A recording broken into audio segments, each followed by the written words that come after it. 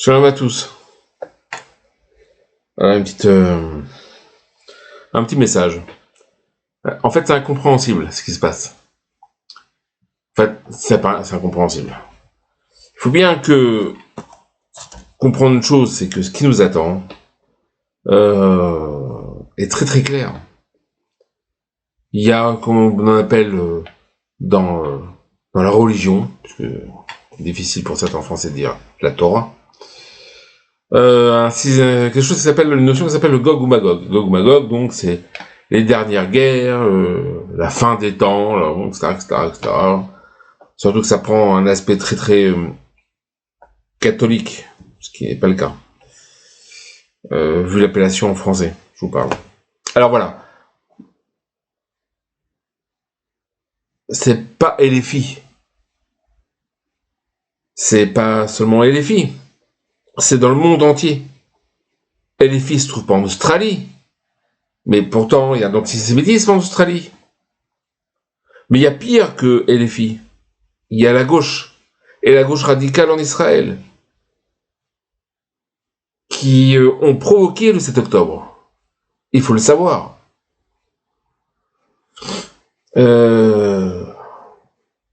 Quand on entend Anne Sinclair ou d'autres personnalités juives, françaises ou francophones, qui sont pour la solution des deux États, mais comment vous pouvez vivre avec quelqu'un qui veut vous tuer?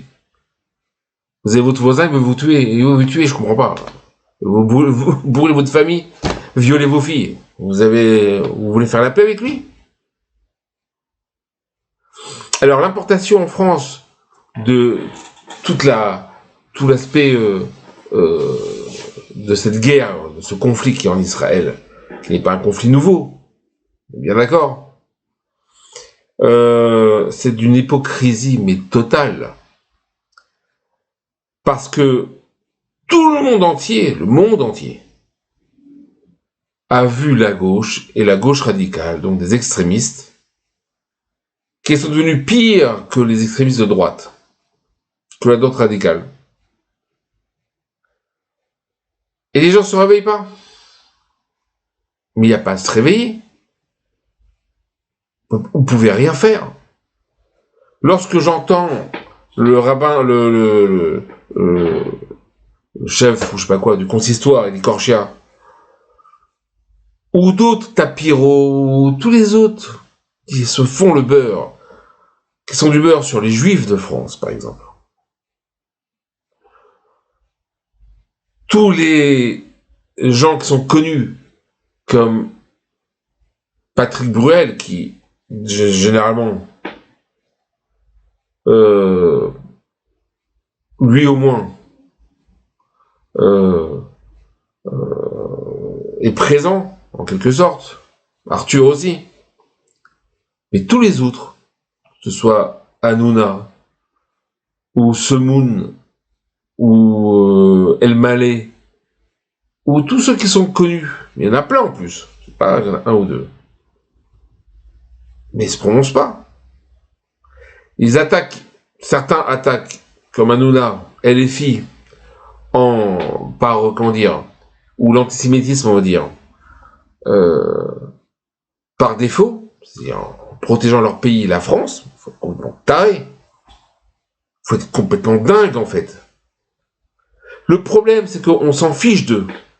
Parce que eux, non seulement il est presque sûr qu'ils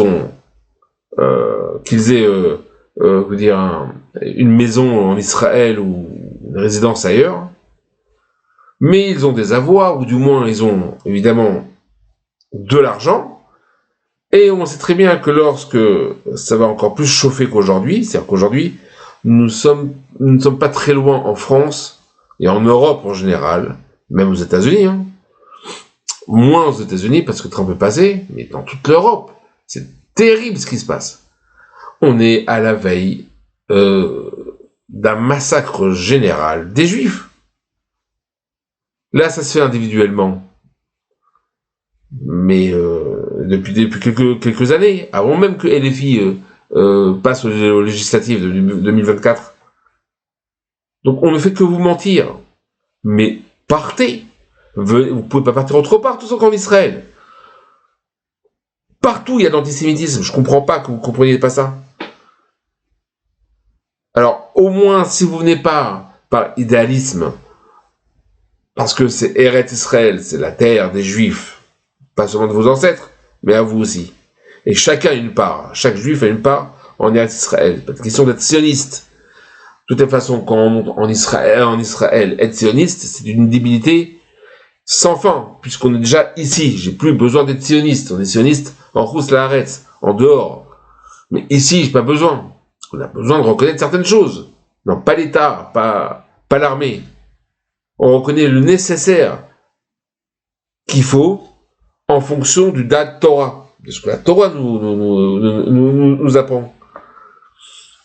Comme par exemple partir à l'armée. Oui, effectivement, le Rambam nous dit qu'il est possèque, il décide simplement que lorsqu'il y a une agression des ennemis d'Israël sur sa terre, à ce moment-là, même une fille qui se trouve sous son dénuptial, c'est-à-dire sous la choupa, elle sort de la choupa pour aller se battre. Donc les avrechim sont plus filles qu'une fille. C'est pas débile. C'est pas la halakha. C'est incompréhensible. Lorsqu'il y a une milchemet mitzvah, c'est une milchemet kivush, une guerre de conquérir ou de se défendre, d'accord? C'est la même mitzvah. Ça rentre dans la même mitzvah. Et il y a mitzvah haray, c'est-à-dire quand on doit, comment dire, étendre des territoires, autre chose, qui n'a pas été demandé par la Torah, par exemple, mais c'est permis. Ça, c'est une permission, mais c'est pas la véritable mitzvah. La véritable mitzvah, c'est de l'irvosh, de conquérir ce que Hachem nous a demandé de conquérir, et à part ça, lorsque on est attaqué, où ils sont tous? Qu'est-ce qui se passe? Pour revenir aux Juifs de France, mais oui, la fin du judaïsme français est arrivée. Du judaïsme européen en général, mais la France, c'est la plus grande communauté d'Europe. La troisième communauté mondiale. Comprendre une chose, sauvez vos Juifs. Lorsqu'on voit, comment dire, des artistes ou des personnalités qui sont assimilés à un niveau où je vais aller voir dans une église ou des débilités pareilles, alors que leur propre patrimoine leur est complètement inconnu, c'est pas à l'école juive qu'on apprend la Torah, d'accord? On apprend les yesodotes, les bases vraiment pour ne pas tomber totalement dans la simulation. Mais c'est pas là-bas. C'est pas ça la Torah, c'est même pas faire une page de Gemara. Ni avoir son petit Shabbat et son petit rabbin qui fait sa dracha et un petit peu de Yalkut Yosef par-ci par-là. C'est pas ça la Torah. Ça, c'est pour survivre. On va dire ça comme ça. Alors, faut arrêter de délirer 30 secondes et se dire et comprendre que non seulement vous devez vous sauver, mais en plus, vous devez sauver les autres. Parce qu'il y en a, beaucoup de juifs ne sont pas au courant. Bon, ceux qui sont contre, qu'ils y restent, il n'y a pas de problème. Mais ceux qui ne sont pas au courant, ceux qui ne peuvent pas, combien de juifs en France ou en Europe n'ont pas les moyens, ou alors sont, enchaînés, on va dire, que ce soit financièrement ou autre part, pas parce qu'ils ont des entreprises énormes et qui brassent des milliards. Non, c'est pas le problème. C'est que la vie les enchaîne, ils n'arrivent pas, il faut que quelqu'un les aide pour monter en Israël, eux et leur famille. L'agent juive, n'en parlons même pas. Donc, à un moment donné, il faut prendre des responsabilités. Alors, quand j'entends Cyril Hanouna et Benaïm et toute la clique qui disent « Oui, notre pays, la France, ton pays, la France, mais tu manges du couscous, quel rapport avec la France maintenant ?» qui donne une idée qu'on peut vivre encore en France, qu'on peut s'adapter à la France, qu'on peut être humaniste. Mais c'est quoi ces ch'touillottes là? Mais en quoi ils sont juifs, eux? Leur problème, c'est parce qu'ils font personnellement. On s'en fiche de ça.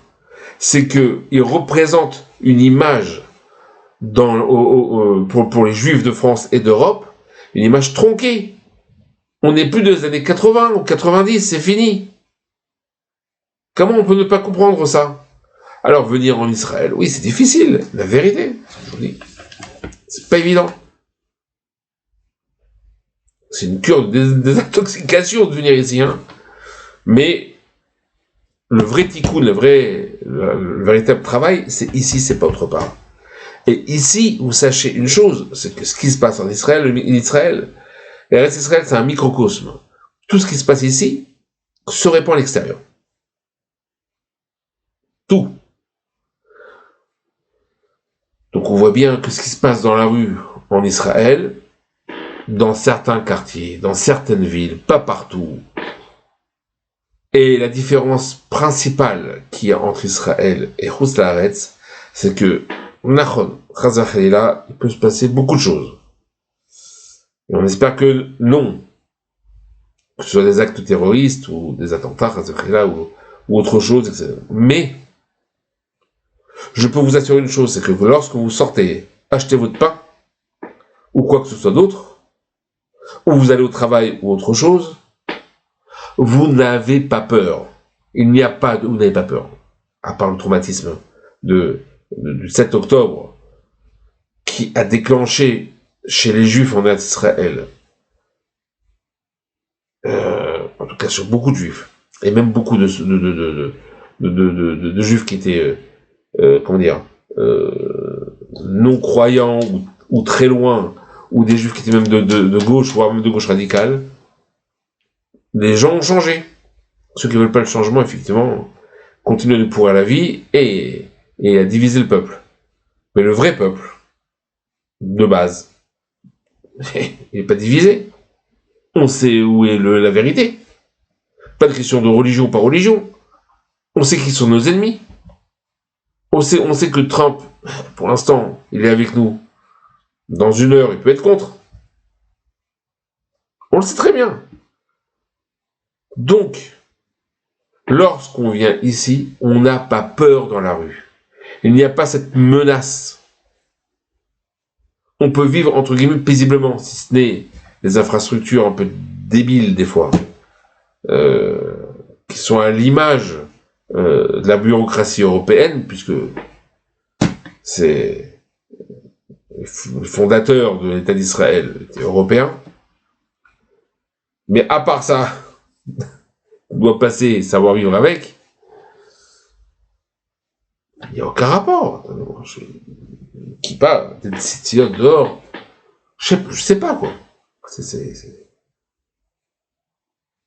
Donc, je vous dis une chose. D'abord, aux personnalités juives, vous avez la responsabilité que si un massacre se passe, ou des massacres, ou des attentats, se passent en Europe, vous êtes les premiers à être responsables. Toutes les personnalités politiques, artistiques et autres. Que ce soit bien clair. À commencer par le rabbin de France et tous les autres du consistoire. Vous ne poussez pas les Juifs à partir et il faut le faire. Et aujourd'hui, officiellement, puisque Macron, de toutes les façons, et la droite ont permis à LFI de monter. Et on peut se dire, et pas comme ce menteur de Attal, qui n'est pas juif d'ailleurs, quoi, si je me rappelle, hein, on est juif seulement de sa mère, c'est tout. Bon, il y a d'autres choses, mais c'est la halakha. On va peut-être délirer. Donc voilà, quoi, c'est pas un appel pour monter, c'est un appel pour vous réveiller. Réveillez-vous, c'est de la folie pure. J'ai entendu qu'à Orléans, il y a un rabbin qui s'est fait attaquer. Le problème, il n'est pas là. Il veut jouer quoi mais il est inconscient. Il met son fils en situation de danger. Il met son fils en danger. Et sa famille. Pourquoi? Mais parce qu'il n'y a pas en Eretz Israël. La situation est simple. Il a eu de la chance, ce rabbin, à Orléans, qu'il n'y a pas une meute de 10 ou 15 qui sont arrivés juste après pour l'écorcher vif. Il a eu de la chance, lui, son fils. Et il a mis son fils en danger. D'un autre côté, qu'est-ce qu'il pouvait faire d'autre? Se laisser taper, se laisser... Ça suffit.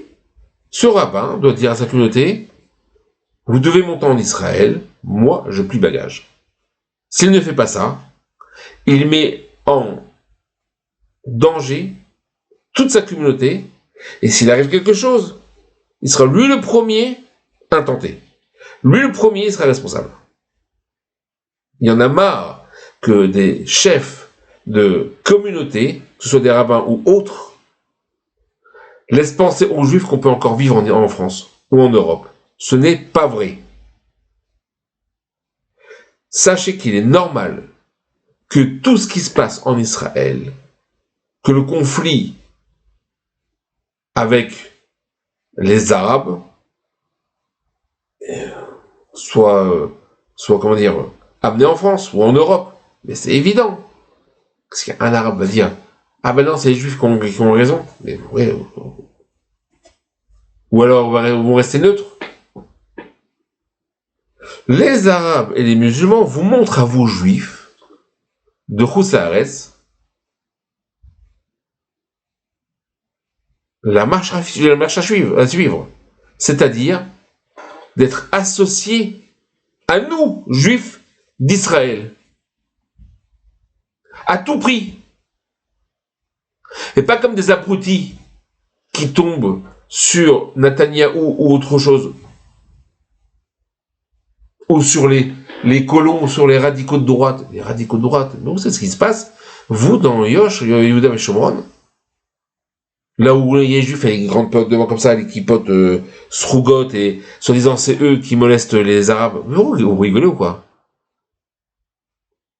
Alors, évidemment, lorsqu'on entend, pour finir, lorsqu'on entend les activités françaises, quelles qu'elles soient,